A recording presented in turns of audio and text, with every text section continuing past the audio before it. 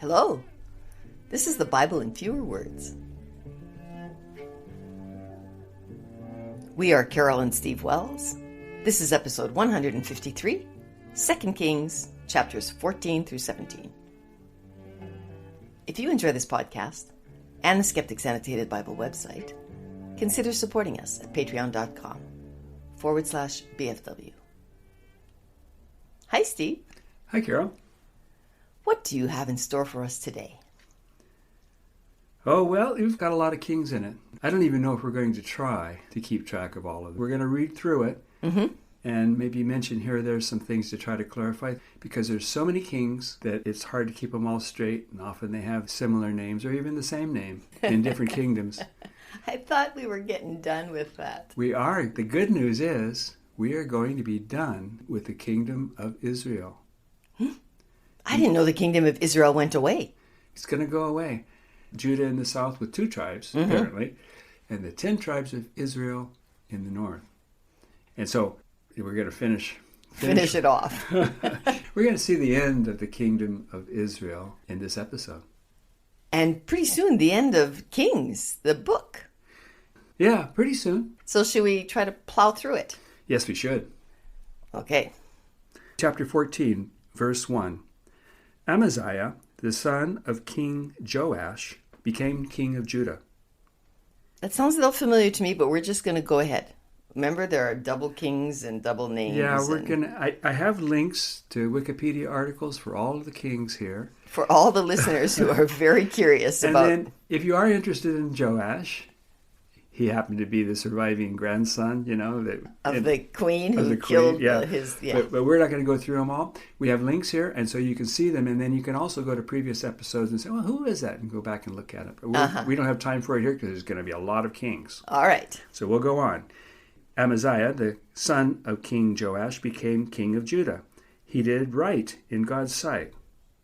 But he wasn't quite as good as David. He didn't take away the high places, and the people still burned incense on them. He killed his servants who had killed his father.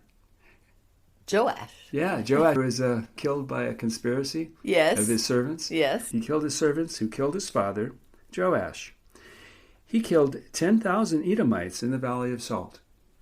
Well, yippee. Yeah.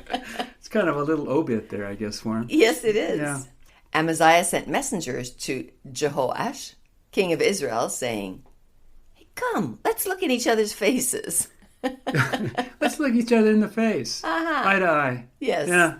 So Joash sent a message to Amaziah saying, "The thistle in Lebanon sent a message to the cedar in Lebanon, saying, 'Give your daughter to my son as a wife.' But a wild beast smashed the thistle." I don't know what that means, but it's a kind of poetic. It is, yeah. You think you're tough since you defeated Edom, but you'd better be careful or you and Judah will fall. But Amaziah wouldn't listen to Jehoash. So Jehoash came to him and looked him in the face. Ouch.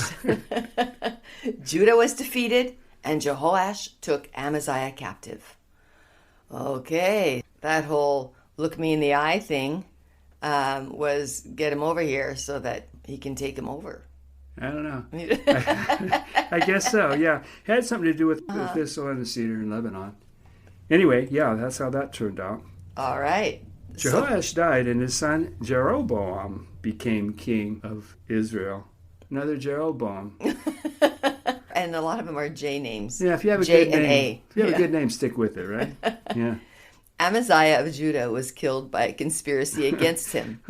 Again. Yeah, the people of Judah made Amaziah's 16-year-old son, Azariah, their king. He died. Oh. Jeroboam was king of Israel for 41 years. He did evil things in God's sight. He died, and his son Zechariah became king of Israel. Okay, chapter 15. This is almost like a genealogy of kings. Yeah. All right, so listeners, if you have any questions about them, please do your research, because it's just too much for us to sit here and explain. You'll be happy that we just kind of went through this. Yeah, we've got to just plow through this. Yeah. Here. Azariah became king of Judah when he was 16 years old.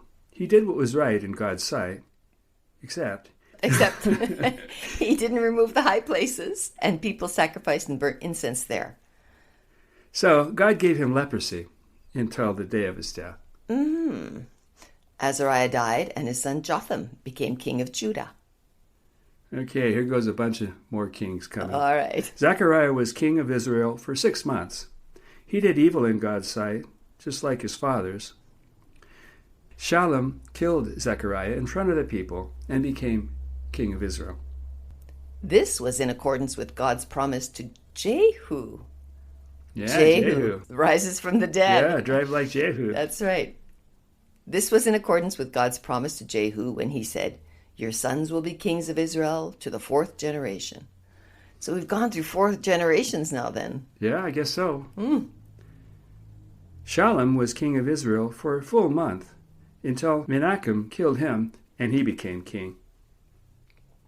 Menachem smote Tipsah and ripped apart all of their pregnant women. He did evil in God's sight by following in the ways of Jeroboam, who made Israel sin. When he died, his son Pekahiah became king of Israel.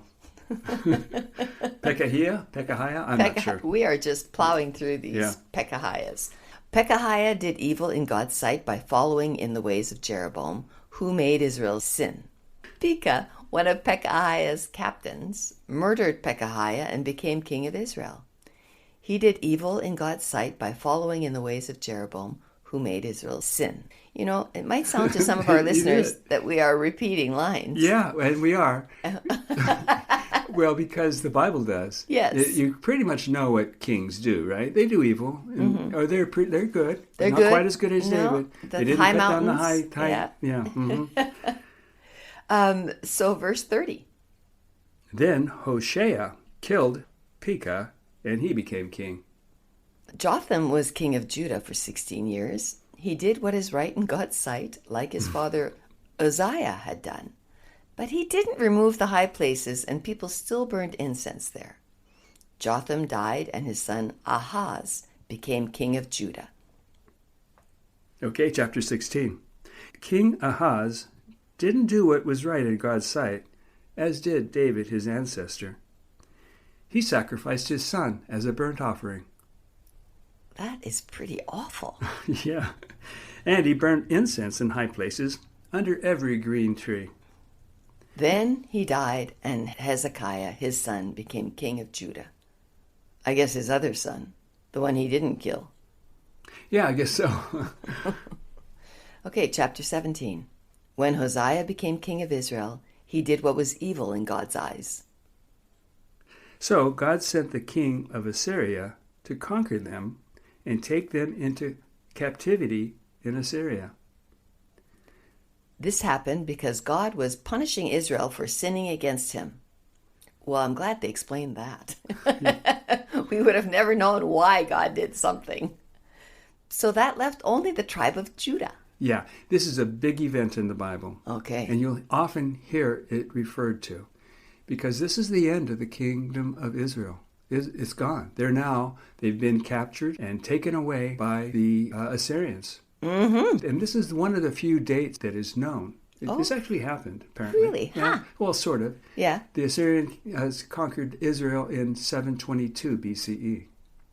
And so we will hear no more about the kingdom of Israel. So what are we going to call that area then now? And it'll be called Samaria for the rest of the Bible. Even in the New Testament, it's called Samaria. But no more divided kingdom. We only have one kingdom that survives, and that's the kingdom of Judah. So verse 25 and 26. The people in Samaria didn't fear or know God well enough.